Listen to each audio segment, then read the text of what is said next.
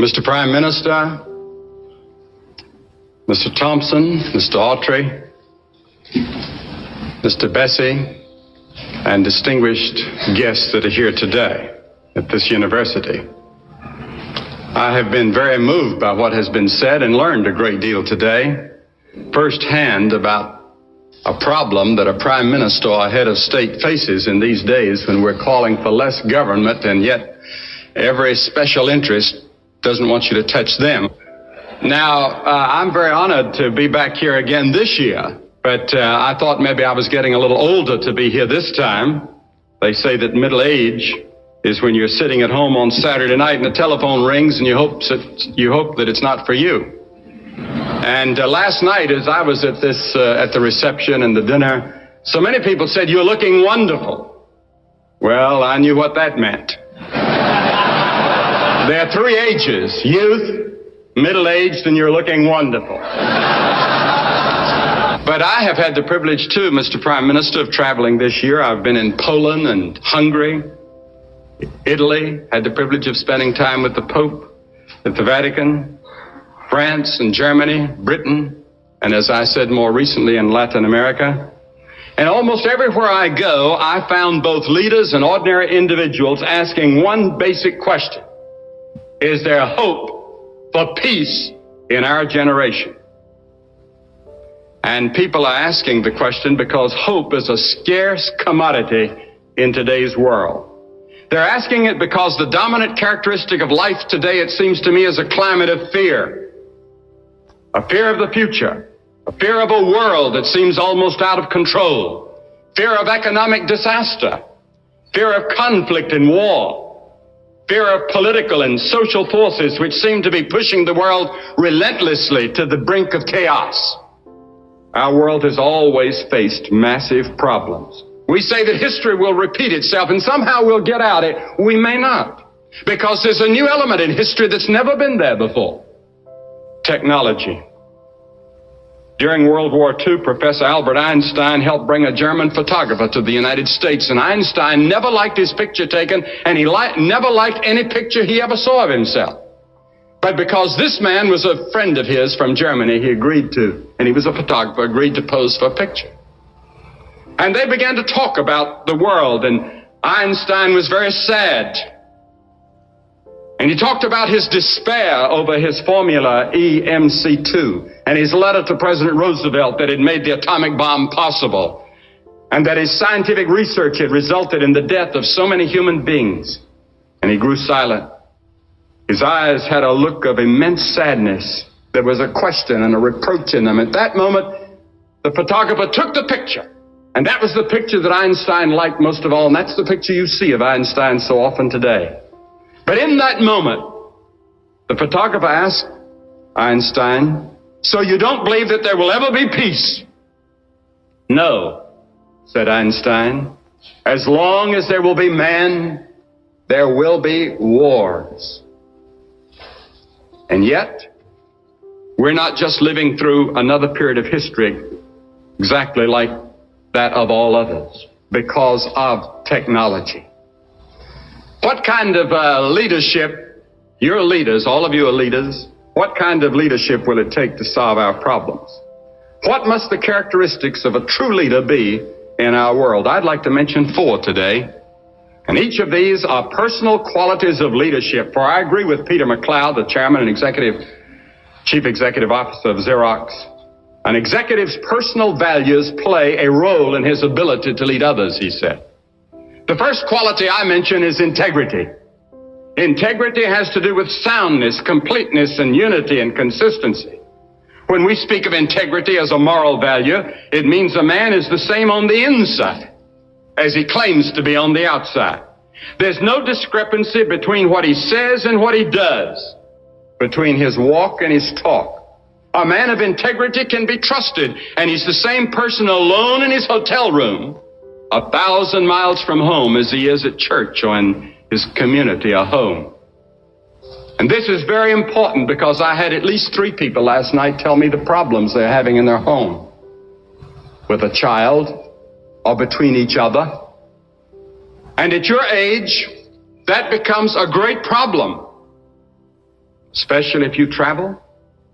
And integrity is indispensable in front of your children if you're to hold them and keep them.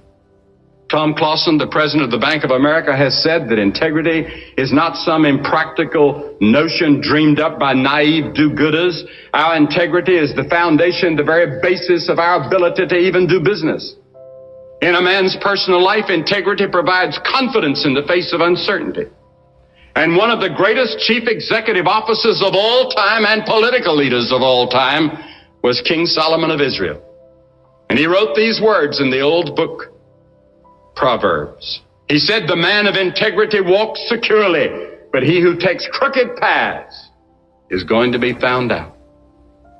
One of the greatest gifts that God gives a man is the ability to lie down at night satisfied with who he is and what he's done that day, because he's acted with integrity.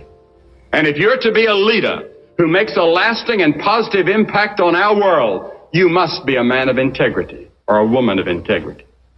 The second quality necessary for leadership is personal security. I do not mean this in the sense of physical security or job security, but I'm instead talking about personal emotional security that Dr. Manager will talk to you about. The kind which comes from knowing and accepting who you are, why we're here, and where we're going. I do not believe that that kind of security comes from careers alone. Dr. Glenn Swager, a psychiatrist who conducts the executive seminars at the Manager Clinic in Topeka, has said, "The trouble with total devotion to a career is that businesses are not set up to provide emotional satisfaction. If the organization changes or your job changes, the emotional satisfaction you get from your work will decrease sharply, and you're left with no other source of support. And then when retirement comes, you have nothing else to do." His recommendation for avoiding that type of vulnerability is to diversify your emotional portfolio. And part of that diversification should include a proper emphasis on the spiritual aspect of life. You're not just a body and a mind. You're a spirit created in the image of God and for fellowship with God. And that's one reason that I believe the only real source of lasting personal security is to know God Himself. Only in Him do we find out who we are, why we're here, and where we're going. As a person comes to know God in a real and personal way, he becomes truly secure.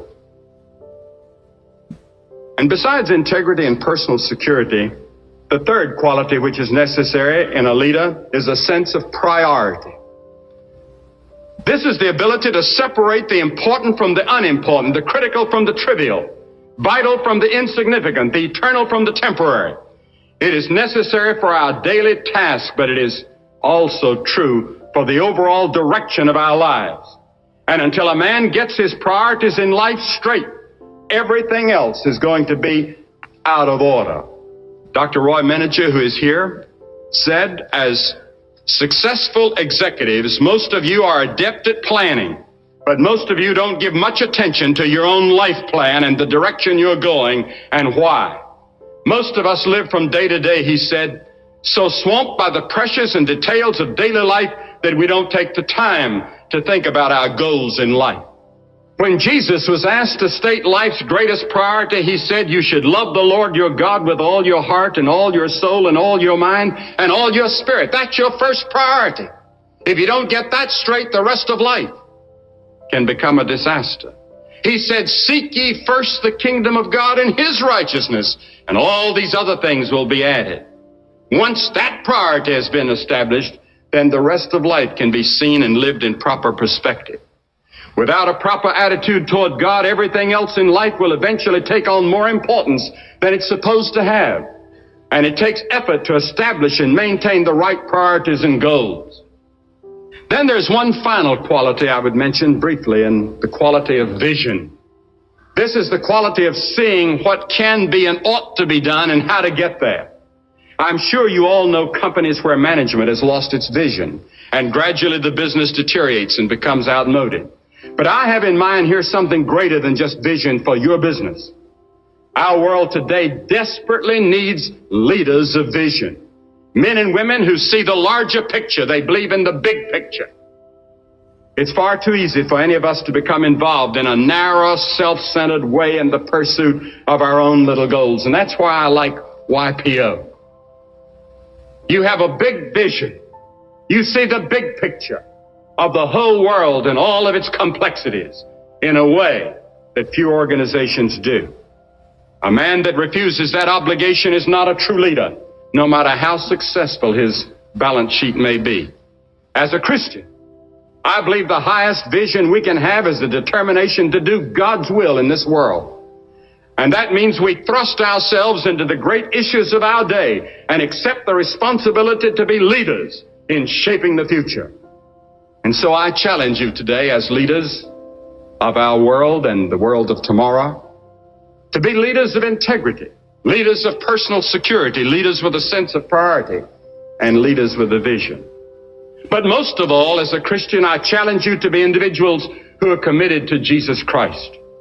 Because only in Him can you know what it fully means to have integrity, personal security, priority, and vision. And as we yield ourselves to Him and come to a personal relationship with Him and then walk day by day with Him and follow His Word, then we discover the qualities of leadership we need and also the strength we need.